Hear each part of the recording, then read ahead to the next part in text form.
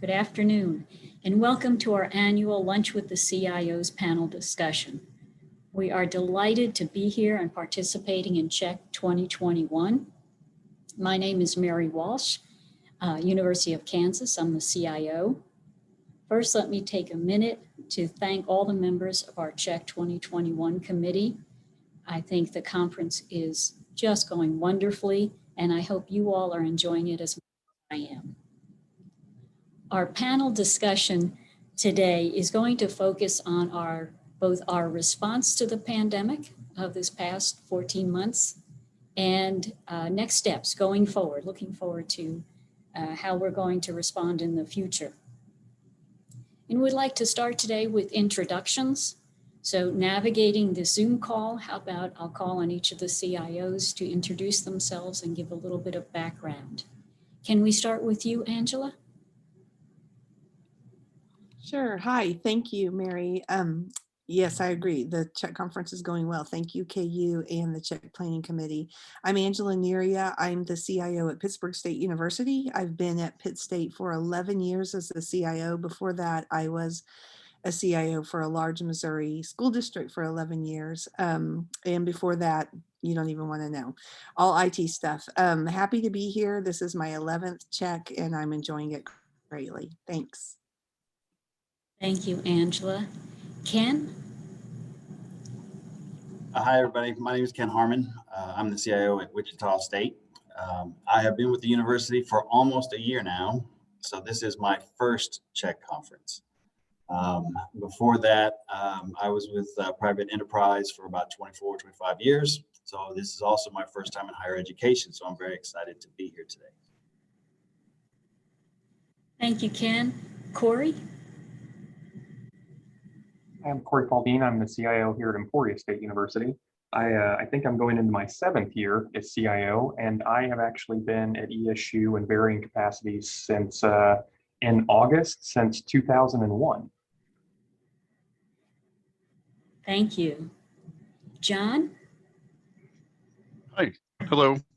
My name is John Godfrey. I'm actually the slightly odd one in the group at the moment. I'm the Chief Information Security Officer for the University of Kansas Medical Center. And I think it was 2 Mondays ago, I've been here for 9 years. And much like most of the other panelists, I've attended several CHEK conferences. I always find lots of great things that I learn from them and able to take away and go implement. So I'm really excited about this one. Thank you, John. And Mark? Good afternoon. I'm Mark Griffin. I'm with Fort Hays State University. If you've been around in too many CHEK conferences, you've probably seen me at them. I've been at Fort Hays for about 33 years. I've been the CIO just coming up on 4 years, and I have attended probably close to 30 CHEK conferences. So this is not new to me. I think KU is doing a wonderful job hosting this one this year. Thank you, Mark. And Gary? Hi, everybody. I'm Gary Pratt. I'm the Vice President for IT and Chief Information Officer at Kansas State University. I've been a CIO at 4 institutions over 30 years and in higher ed for 35 years. So I may be the oldest one in the group. I don't know about that. But this is my 3rd face-to-face CHEK. I actually hosted my first CHEK 4 years, about 3.5 years ago, 4 years ago. But unfortunately, we had a fire in our library, so I didn't actually get to attend that one. That would have been my first one. Interestingly enough, a year later, we're ducking tornadoes at Angela's shop during CHEK. And the last 2 years, during Corey's and Mary's time at the helm, we've had a global pandemic. So Ken, I'm just worried about you because we always tend to have some kind of crisis happen during this period of time. So heads up. Thank you. Yes. Thank you, Gary. And that does foreshadow our next CHEK. We'll be at Wichita in 2022. I know you're hoping, like we are, for just a few dull days to get through CHEK. No, nothing exciting. Okay, well, let's go ahead. We have some interesting questions, and I'm going to be keeping my eye on the Zoom screen here so we can facilitate the conversation. But our first topic is digital transformation. And, while we wouldn't wish the pandemic on anyone, it certainly helped in regard to, well, technology really supported how we navigated the pandemic. So let me ask, are there leaps forward that the pandemic helped your university make?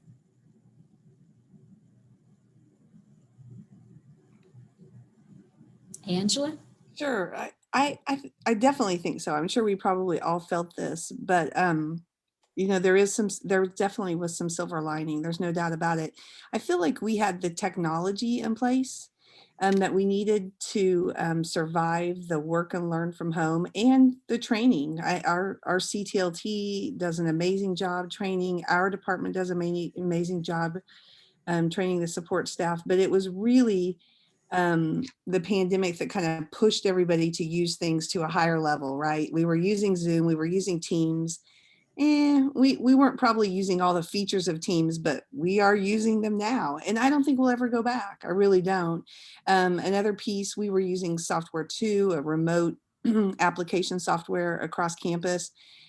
Now, when the pandemic hit, that software became critical for many of our courses to meet their objectives. I don't think we'll ever go back. So it definitely fast forwarded things for us. I certainly agree. It really did help people expand their comfort zone with technology because of the urgency. So moving on just a little bit, our institutions work together to licensing and contracts to benefit all of our colleges. Are there software or hardware initiatives you think we should be pursuing to lower the cost for all institutions?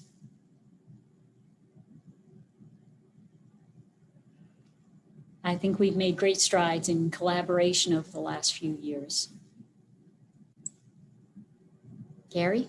Well, absent anybody else jumping in, I can tell you that Susie, who is facilitating this conference, actually facilitated an amazing effort to get us all together and approach Adobe, which is a difficult group to approach for those who've dealt with them. So, but we were successful at being able to keep down the licensing costs for a year during the bad budget times of the pandemic. I can tell you that at past institutions, I've helped in developing these types of groups that can do this. And there are so many places that we have the opportunity to be able to come together. Learning management systems, I won't necessarily say ERPs because those are kind of big babies, but we are all using, below this infrastructure level is what I'd call it. We all are doing the same things. And so I think before we enter into any large contracts for applications or hardware or that this group works so well together that we need to be able to leverage this group. And so I think that we already have the opportunity in which to do it. I don't have specific programs, but I can tell you that the strength of the region's CIOs will help us in being able to accomplish exactly that. Corey? I think that even going beyond just software and hardware, I think one of the things that we've done informally and that we're starting to have conversations about more formally is actually around shared services, where we're all struggling with retention. And I know we're going to talk about that a little bit later, but a little retention and recruitment of talent. And not even just the recruitment and retention of talent, but the vast array of different systems and specialties that are out there anymore. Even just in information security, if anybody's recently read the categories that NIST has come out with through NICE, there's like 53 different specialties. There's no way that the region institutions independently or individually can manage those. We do. I mean, we make it work, but moving forward, I think that there are opportunities for us in key areas to share resources, whether that be personnel, technical, or even funding. I absolutely agree. We share resources, most importantly, because we share the same challenges. Mark, did you want to say something? Mostly I was just going to echo what both Gary and Corey said. Essentially, I don't think anything's off limits. I think we need to look at every service, every software, every opportunity that we have to kind of join together and try to drive prices down for us. Everybody's experiencing budget issues, concerns, everything's shrinking. So any opportunity we have, and I don't think anything should be off limits, whether it be Microsoft stuff, antivirus, pen testing, anything security related. There's just so much out there that we can take a look at. And I just think we all need to be cognizant of those different services and software, hardware, and take advantage of opportunities whenever we can. Thank you. And that's one of the many nice things about higher education. We get to share everything. We're not at all competitive. We're very collaborative. Okay, well, that's a good segue to our next question about retention of IT staff and the future of the workplace. Thinking about this fall, I know KU is anticipating being back on campus for the fall semester, face-to-face. But at the same time, we're trying to balance how our staff is going to be working, whether on-prem, remotely, or hybrid. So thinking about this fall, what do you think your workplace will look like? And any thoughts beyond that? Yeah, Mary, a couple thoughts on that one. I do think we need to be flexible. I think we seem to be coming out from under the pandemic and are at least pointed in the right direction. But I think we need to be prepared to be flexible. But I do think this highlights something that if any of you've worked with me in the past, you've heard me kind of rant about this for years, but I think we need to continue focusing on the outputs and not the inputs. And so what I mean by that is often I think organizations look at individuals and say, well, if I don't see you at your desk and you're not here physically, I'm not sure what you're doing. I'm uncomfortable with that situation. And I think the pandemic has forced organizations to say, look, you can't measure people that way. If you were, that wasn't necessarily a very productive way in the first place, but you can't do it now with the pandemic.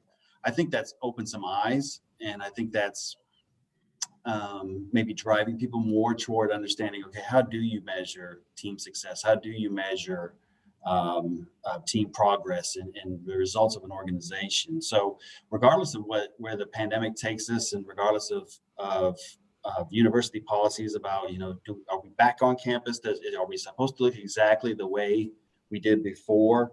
I think when it comes to retention of talent, we're going to have to be flexible. We're going to have to be open. I think people have demonstrated that while it's easier perhaps to have everybody in the same spot, you can make it work with some flexibility.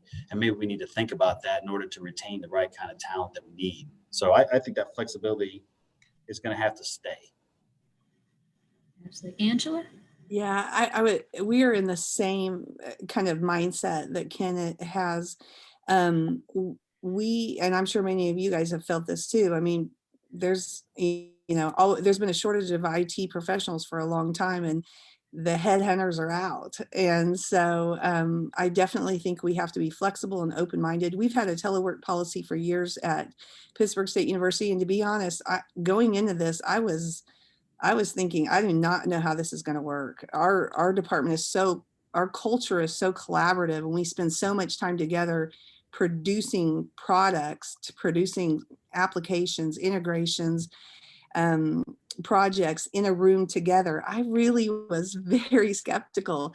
And we have gone back and looked in our team dynamic system and our projects and our ticketing system and our productivities. And I'm sure you guys are experiencing this as well. Our productivity it's crazy how much it went up. Working from home, and then as we moved into a hybrid situation. So our department, with the approval of the President's Council, is being permitted to continue working in a hybrid situation. And there are some positions that will be pretty much 100% from home. Those folks know that they need to be flexible to come in when we need them to come in. And we will continue to do team-oriented types of things, both face-to-face and through video conferencing. But I agree. I think flexibility is the key. if not only the institution, but the people that work in the institution. There's going to be times that we're going to be at meetings that aren't going to be able to be face to face. Our folks are going to have to come in for those meetings, or that aren't going to be able to be via video for whatever reason, and they're going to have to come in for face to face. So I think that, you know, flexibility on everyone's part is going to be critical. But it's going to look different. I think it's going to look and feel a lot different. And so I'm anxious to see what it's going to look like. We're also going to have more people on campus. So are we still going to have that productivity level? Will we have more tickets than normal? Will we have more projects than normal? Those are the kinds of things that the unknowns that I'm a little worried about. But we'll be flexible and pivot and figure it out. John, did you want to jump in? Yeah, I just wanted to add a couple things. I think flexibility is going to be a competitive advantage for each of our organizations, right? Especially when we talk about IT talent, security talent, retention, and even recruitment, right? Because in some cases where it'd be very hard to bring in specialized expertise, this gives us an opportunity to bring in that specialized expertise in a remote capacity and perhaps on a permanent basis, just like we would any other IT or security staff member, right? So I think that's going to be a huge factor as we go forward. It used to be, you know, like in the Kansas City area, right? We would try to attract and recruit people from primarily the Kansas City area. And so your recruitment pool was relatively small, right? You may try to recruit from a few other areas, but it was usually kind of range bound geographically. And I think this has really flipped all that on its head. And it's really created an interesting environment, but also a unique opportunity where some of these challenging things that we dealt with in the past, I think are going to be a little easier to solve if we have that flexibility and agility. And then as we look at the go forward for our campus in particular, we've endeavored under a fairly large project. It started out as a pilot, and we're still navigating the initial phases of the pilot, and we call it work modalities. And it's really just trying to go through and say, kind of on a team by team basis, you know, what makes the most sense for each team? You know, is it on-site, is it remote, or is it hybrid? And then from there, if it is hybrid, what do those shared spaces or the hoteling spaces look like? And how do we start to design and think about those? And what are the components that they need from an IT perspective and a support perspective? And how do we best arrange that to continue that level of productivity like Angela was talking about? Yeah, it certainly was, I want to say exciting, that might not be the right word, but during the pandemic, I think everybody was challenged and they really stepped up to meet the challenge. And it's that sort of excitement that was really highlighted. Before we move away from this, there's a question in the chat. What would you pick if you could only have one? Create an environment that focuses on keeping the best talent, or create an environment that focuses on growing talent that will leave your organization on a regular basis? Interesting. I don't know if I look at it at that question as an either or. I think if you're working on growing talent, and you're truly growing talent, that means well-rounded talent. That means people who can interoperate with others, who can work well with others, not just has the technical skills. So if you're truly growing real talent, I mean, that's a good environment. And you know, if you have that environment that allows that talent creation to occur, that's a good place to be. So I think if you grow that kind of talent on a regular basis, yes, some will leave. It's just the nature of any organization. But I think some will stay because they recognize that the environment helped foster that kind of growth. So I don't see it as an either or. I agree. Mary, before you go off the question, I agree with all of the administrative pieces and the IT pieces that my colleagues have shared. What we haven't talked about yet is the teaching and learning environment. And I will tell you that the pandemic greatly changed that. What I loved about, you know, never waste a good crisis is the mantra I use. You have that bell curve where you've got those 20-30% of envelope pushers and that 40% in the middle that, you know, believes that you know, and enhanced or enabled technology enabled pedagogy is a good thing. But then you have that other side that's the Luddites that'll say online education is not a good, it's poor quality, it's this, it's that, it's the other thing, and we'll never try it. And they had to try it. And all of a sudden, I think we've changed how people stand in a lot of those areas. So I think it will have a dramatic effect on post-pandemic education going forward, because we don't have to drag, well, we had to drag them kicking and screaming, but in the future, a lot of those folks who would have never have tried it now have, and realize that there are good things that come with that environment. Was it all perfect? No. I mean, we had a lot of growing and maturing to do. Oh, it's from the 2-week turnaround time we had in the spring last year. But I think things have gotten a lot better as time's gone on, and it will change the future. Thank you, Gary.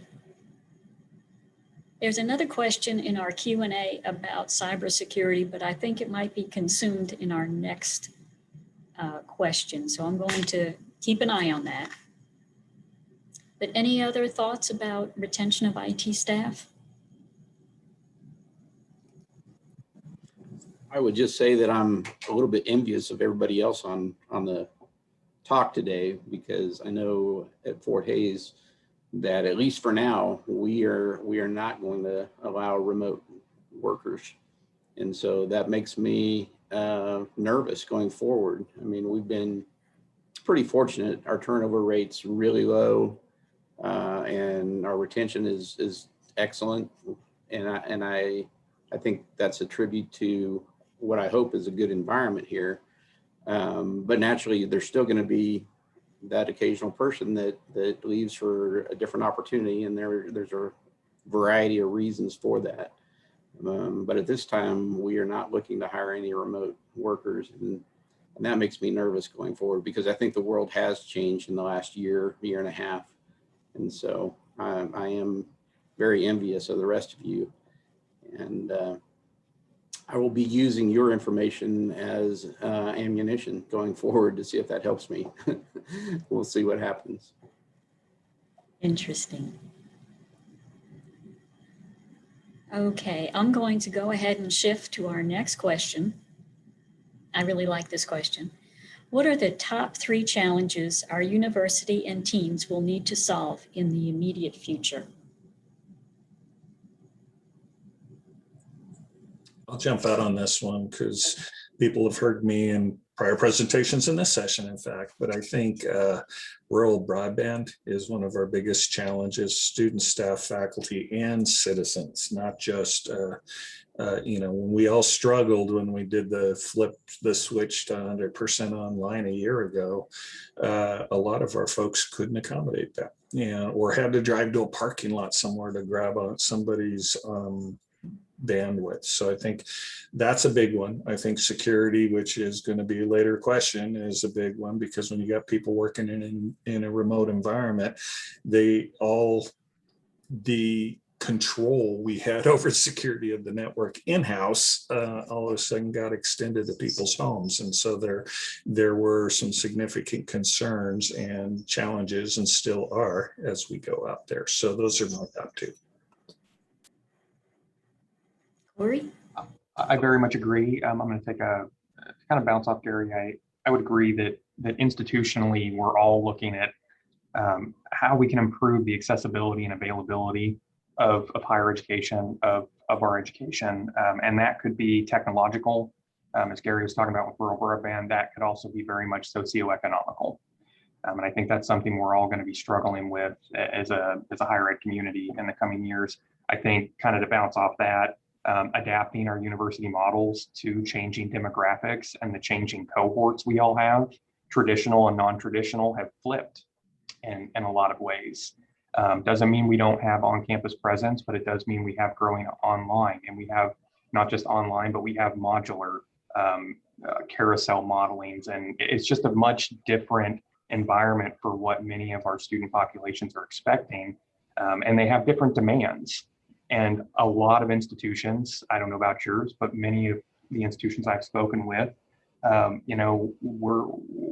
we want a 24/7, 365 on-demand environment, but we run our institutions very 8 to 5 Monday through Friday.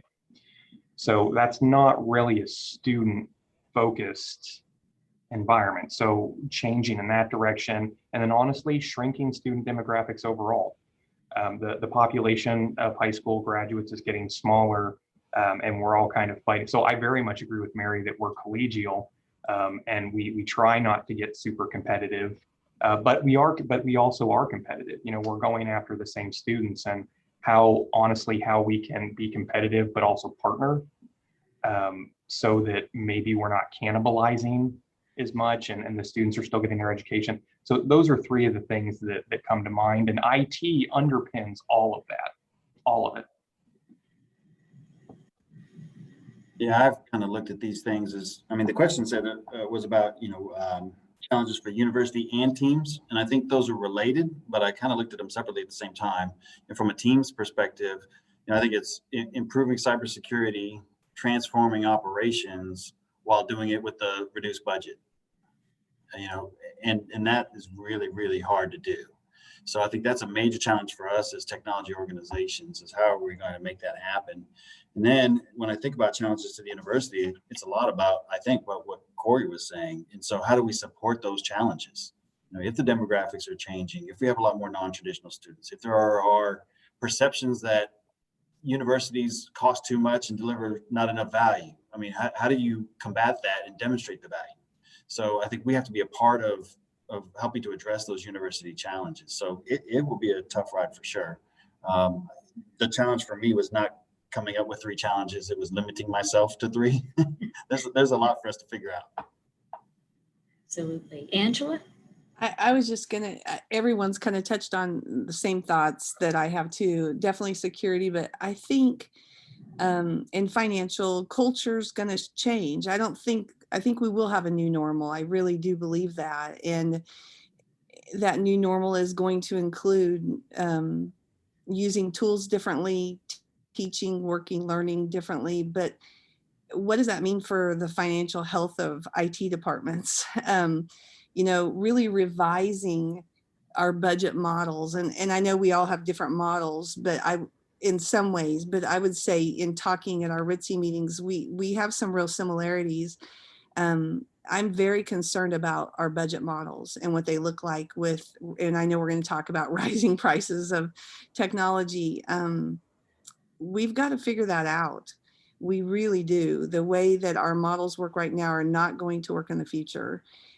So really taking a hard look at that. Technology, some pieces of technology have become very utility-like, but we don't treat them that way on our campuses. We don't budget for them that way on most of our campuses. So I think that revision is going to be huge. At least it will for us. And we began working on it pre-pandemic and really pushing that idea.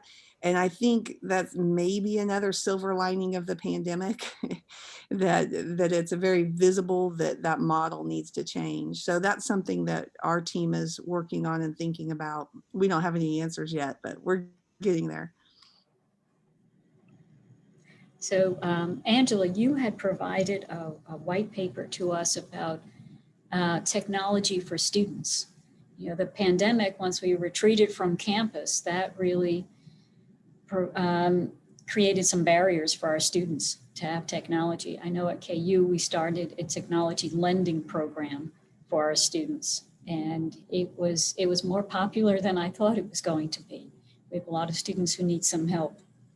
So that all leads into the same economic question of having the right resources in place. It certainly highlighted some of the challenges that were out there before, but really were exacerbated during the pandemic.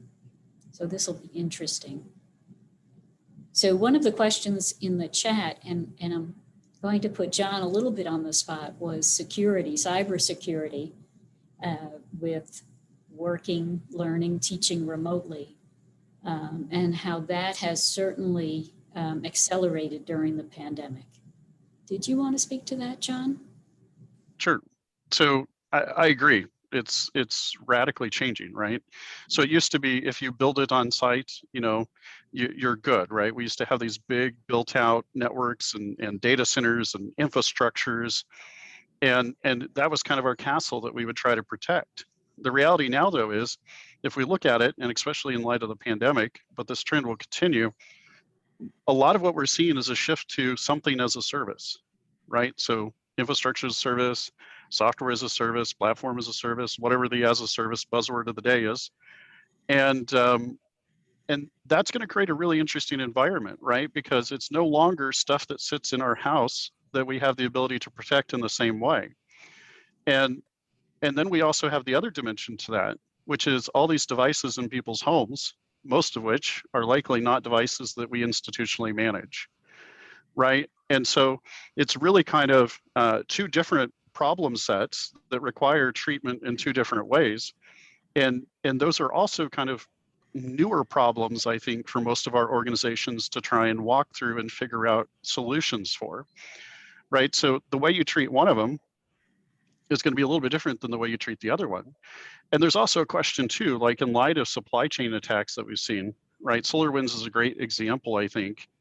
It really calls into question too about how we evaluate what type of trust do we put in some of these as a service companies, and what does it even mean for us? And can you even meaningfully understand how to evaluate them, right? Because there's common things we do, shared assessments, questionnaires, there's a certain amount of due diligence we all do trying to understand that. But that due diligence review is never going to catch a supply chain attack, right? Because most of the time, where most of the world's at right now is really about first party risk, possibly second party risk. But the reality where we're seeing some of the difficulty is in third and fourth party risk. And that gets a lot more complicated about how do you do due diligence on that. The devices at home, I think, provide an interesting challenge as well.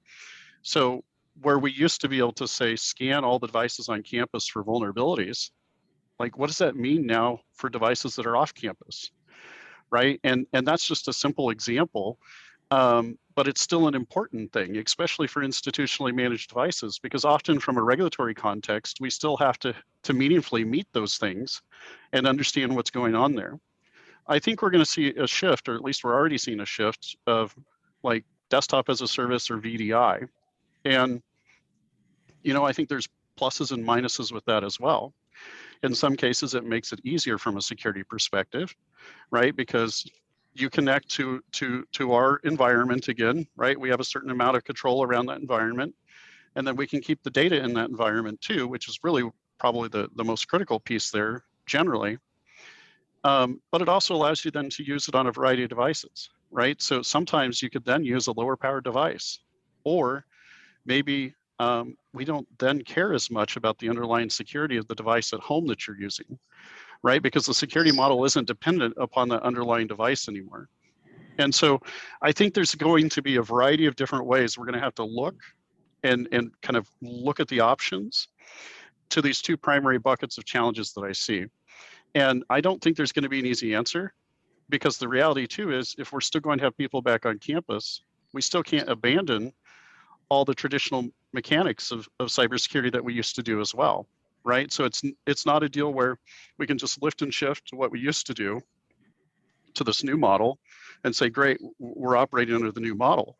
It's a deal where we have to say, we still have some of this stuff from before, we still have to treat in the same way, but now we have these new problems to add to it. And so when we talk about the budgets and how do we support IT and how do we support cybersecurity, I think all this is going to fit into it as well. And we're also seeing a shift from what used to be just like one-time capital cost into a recurring operating cost model. And I think that complicates things a little bit too, because if we look at the go forward, the model has been you don't get to buy a piece of software, install it on your desktop, and use it for 6 years anymore, right? You buy it and you got to keep paying for it either on a monthly or an annual basis, and I think that fits into the equation a little bit too, because from a cost perspective, and then how do we provide security across kind of that expansive portfolio now? And then I think the real challenge too, when we look at some of these enterprise grade security capabilities that we need, they're not cheap. They don't get cheaper, right? And I think that fits into the equation, because sometimes when we start looking at the scale of stuff that we need to be able to deliver on the educational outcomes and on the business outcomes, that tech is pretty expensive to be able to do some of the basic things that we want to do.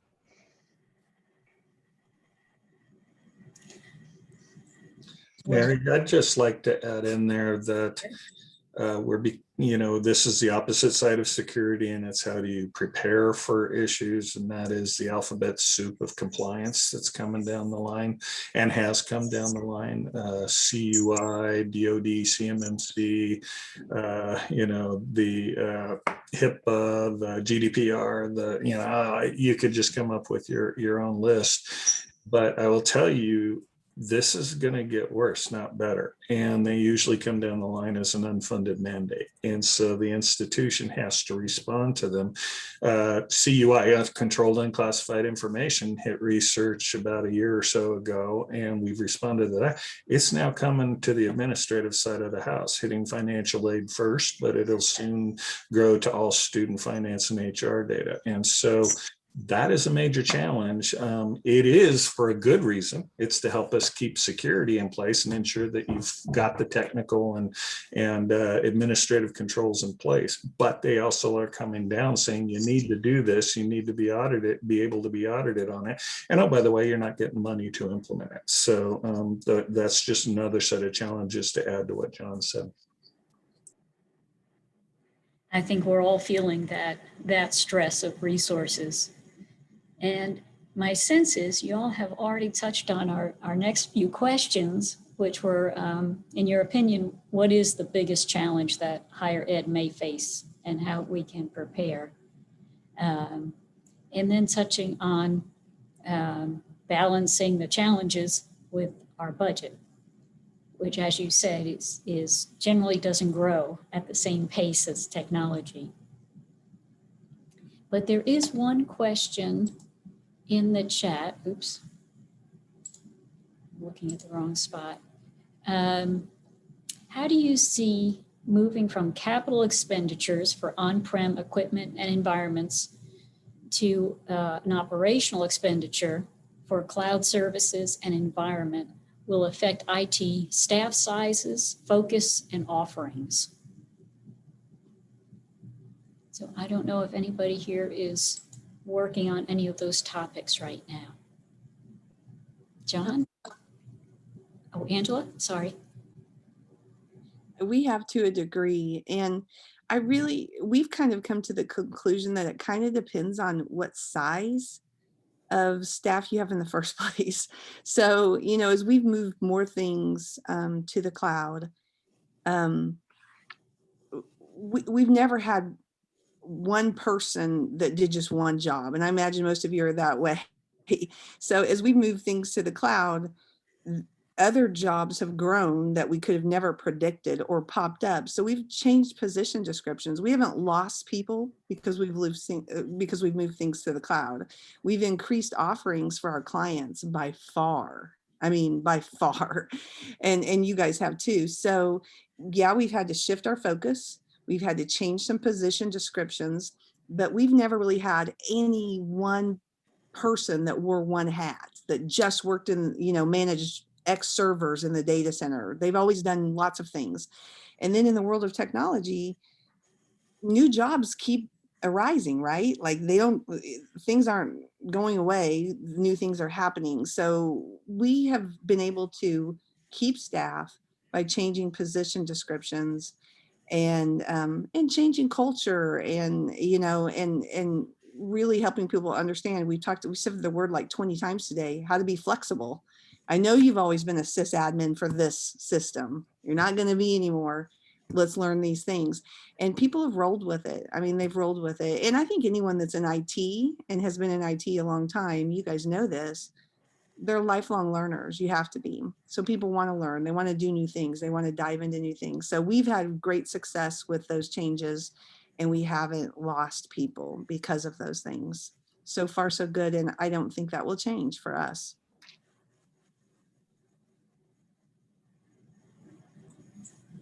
Barry?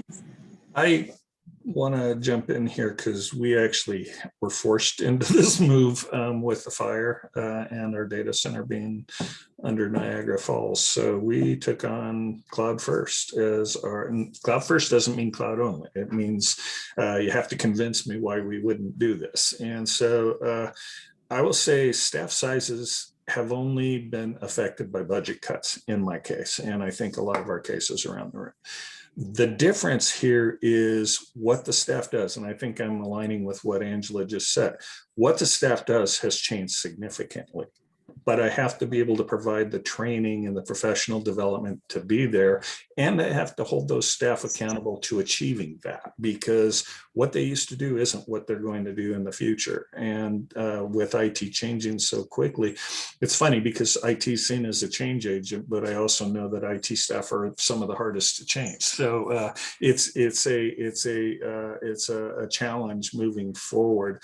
So your focus has changed. You know, if you move something into a managed service environment, what people are doing is not what they did with the on-prem data center where they were the ones managing it. You know, so it's more a change in what the staff are doing. I'm not sure offerings wise, service wise, that's changing based on the business needs, not based on the technology change. But we have to be able to incorporate both of those.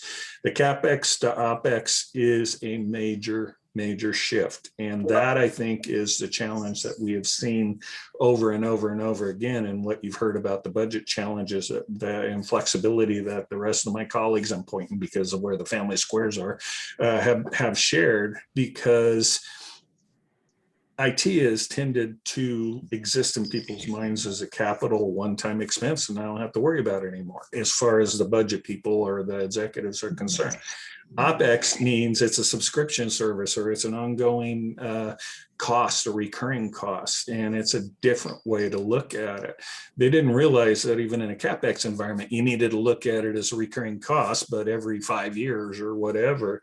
But now in this whole cloud OpEx environment, it has to be a recurring cost continuously. You worry less about having to come up with millions of dollars every 5 years, but you still have to come up with the ongoing cost to maintain what you're doing. That's a very good point. And this might be a good segue to our next question. We've been talking about, you know, the subtext here is our teams, our staff, creating effective teams. So from your experience, what makes for an effective team? And how do you measure that? How can you tell if a team is excelling? Ken? Yeah, having been on a lot of different teams over the years, it's almost never my experience where you had a lack of technical skills. It's not like this team didn't perform because we didn't technically know what we were doing. Almost always the teams were technically competent. I think what it comes down to in terms of making it be an effective environment or effective team is the culture. You really have to work on things like having a continuous improvement culture, customer focus culture, you know, challenge and openness. And what I mean by that is team members need to feel comfortable challenging the status quo, and leaders need to be comfortable being challenged. Those kind of things, you know, having respect for others and demonstrating humility yourself. I mean, those are all very cultural things. They're non-IT things, but that's what creates an effective team no matter what you're trying to do. And so I think if we think about how do we make this an effective team, and again, this can be harder when we talk about these hybrid environments or work from home environments. It can be a little bit tougher to kind of establish culture for sure, but it's still doable. But I think that's where the focus often needs to be. Can't set aside technical training, but what truly makes an effective culture, an effective team, is the culture, whether it's IT or anything else. And in regards to, you know, how can you tell it's effective, or how do you know? I think it's what I would call it's like those balanced scorecards. You know, you have to look at the collective set. I mean, if people are speaking up and challenging things, if they're engaged, that's a sign. If your customer satisfaction is good, that's a sign. But you also have to look at those measures. You know, what do your costs look like? Are they benchmarking well? What are your performance measures looking like? I mean, you can have customers pretty happy by spending tons of money. You know, so you can move one of those pieces very easily. So I think you have to look at the collective set. And if you're looking at the collective set and you see balance, then you're probably doing pretty well, and you probably have a pretty effective team. But I can't stress enough, I think you've got to focus on the culture side of things in order for it to be an effective team. Angela, did you want to jump in? Yeah, I agree. Actually, when I went through all the questions, that's the only word I wrote down. It was culture. I think I agree with Ken wholeheartedly. Just that building that culture um, of collaboration, of open door, policy that anyone can walk in, ask questions. Anyone can ring any leadership member, anybody else, ask questions. I think that's huge. Also giving folks autonomy to dream a little, to, have some time for some professional development, which is so hard to do, whether it just is on their own explorations or whatever it may be, or if it's paid professional development. But it's huge. It has opened doors for us, especially with our development team, who's always being asked to do things that are just, huge and seem, impossible at times, but giving them that autonomy to do that. And then I would just say, I mentioned this in one of the other sessions that I was in earlier, but I would say knowing your team is critical, and your team knowing each other, knowing not just their professional dreams and hopes, but their personal. I feel a need for folks to be able to reach their dreams. I think if they reach their dreams professionally and personally, they'll stay with us. They'll find value in being at our institution. And if I can help them do that, if their, mentor or supervisor can help them do that, or if the president of our university can help them do that. Sometimes I ask President Scott to come to our meetings and share what he thinks about our folks and our projects and give those accolades, and he does happily, and it makes a difference. I mean, we work in higher education. We don't get paid what we would working anywhere else. So we are intrinsically motivated, right? I mean, likely we are.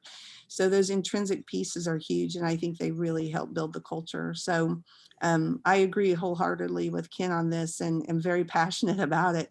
We have great retention rates, and I hope that they stay that way. But I'm always happy when people have the opportunity to move on. I would never begrudge anyone, for moving on, but the culture piece is something that we always are working on and focused on.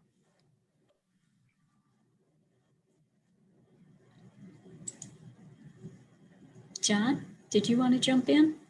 Yeah, I'll just add one more piece to it. I completely agree about culture. I also think it's about engagement, right? You got to keep the team engaged, keep them interested, and I would even say challenged, right? Because most of us get into IT because we like a good challenge. And, it's part of that problem solving, that challenge solving that I think that really helps keep us connected to the work that we do. And it also helps us see the results that we produce, both for our organization and for our customers. And so I think engagement definitely fits into that recipe of culture.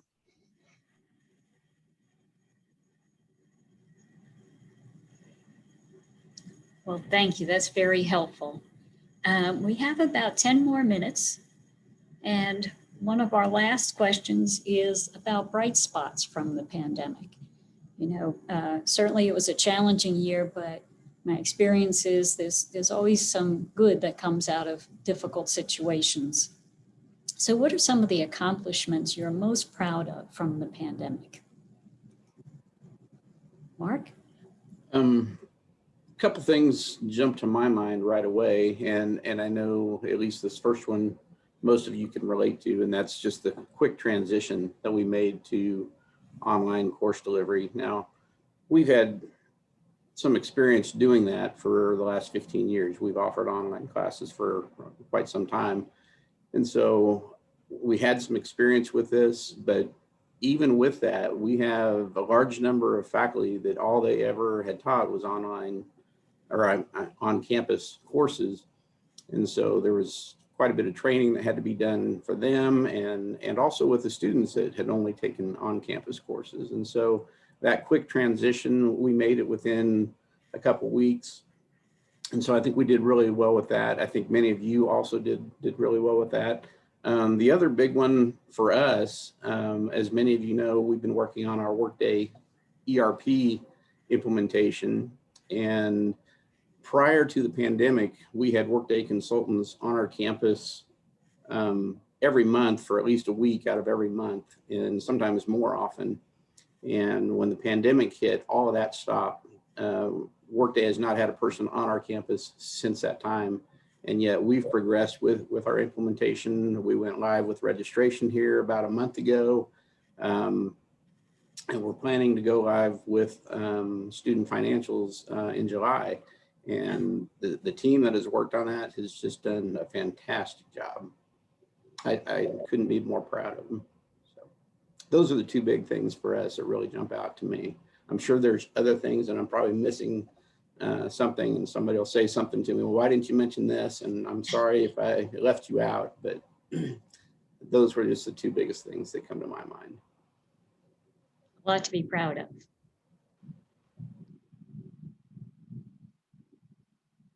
Anyone else want to weigh in?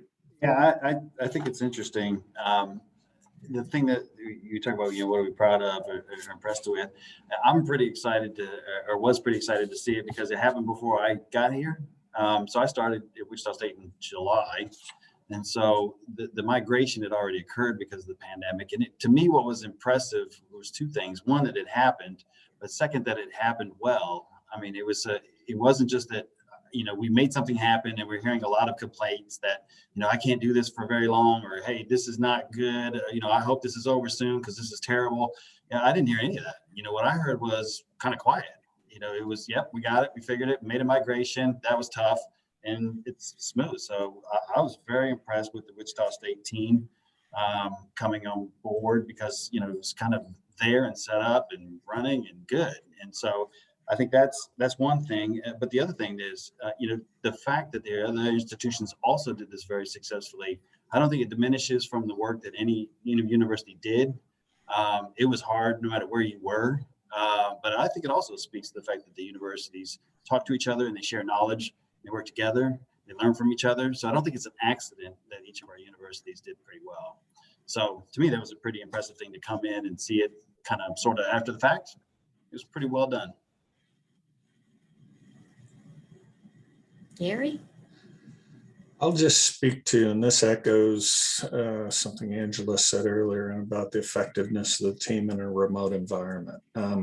I will admit, a year and a half ago, pre-pandemic, I was in this, I hated telecommuting except for a case-by-case basis, and was very cynical about its effectiveness. And I've been burned by it at a few other institutions. All of a sudden, we're all remote. And I'm just talking my team specifically. We were amazingly effective. And I have moved from my extreme to the fence and even hopped over the fence to thinking it is a very viable option. I won't say I've moved all the way to the other extreme. I'm not there yet, but I'm to the point where we actually have a task force in my team that's developing what does a hybrid remote organization look like. We did, and I'm lucky, Mark, I'm not in your situation, because we have our last three searches have been hired as remote people. They may come to campus 3-4 times a year for a residency, if you will.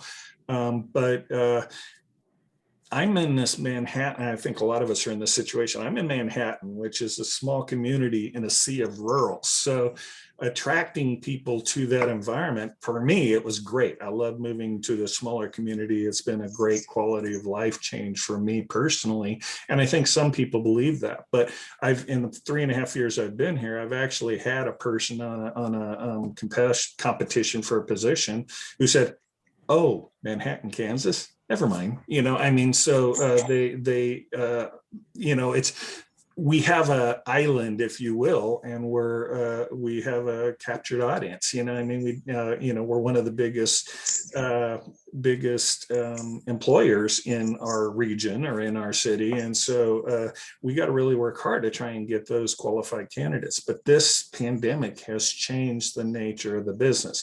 Now, I have not had the retention benefits that Angela and Mark mentioned. I've had a few people leave, but they've left because other companies are taking advantage of that same remote thing. So people have been able to leave, get better opportunities, and still stay in Manhattan because of that. Well, we've been able to attract really high qualified candidates in these 3 positions because we open the door to that remote. Is every position something that can operate that way? No, I will say that straight up. But it has changed my mind. But it's also, I think, You know, I mean, 3 months into the pandemic, everybody's like, oh my God, the anxiety about being on, remote for a long period of time. Everybody's like freaking out that it may last for longer than a few months. Now everybody's kind of freaking out about coming back face to face. I mean, so it's jumped the direction people are looking. So to me, that's one of the strongest pieces of the pandemic that I thought happened, is that whole mentality change, not just for myself, but for the institution. Thank you. Yes, I have to agree. I agree with all the topics everyone brought up. And I would add, and I think we all have this experience, how creative and self-motivated, self-directed our teams have been. It's been really inspiring. So I have about 4 minutes left, maybe 3 minutes left. If there's any last comments. I know after this pandemic, one thing I will miss is seeing everyone's pets go across the screen. A lot of dogs and cats. And I'm trying to work on having a pet-friendly environment. I don't think anybody else is interested in that but me as we come back to campus, and it might really backfire on me. But are there any last thoughts about going forward? Corey? I don't know about going forward, but I just, something that I remind myself of is all the wonderful things that everybody said that our groups have done and our institutions have done. And I just can't reiterate enough that they did it during a pandemic, not just working remotely, not just during a pandemic with, the fear of a virus and the uncertainty and, social unrest and everything else going on. We all still had higher than normal productivity. And that's impressive to me. And that's why I think, I can't think of a single person in our department that I don't think of a literal list of their accomplishments, which is, it's a scroll, and you all do too. And they did it during a pandemic. Unreal. That's just unreal to me. So for what that's worth, that's, as I was listening to you all, that's what I just kept going through my head.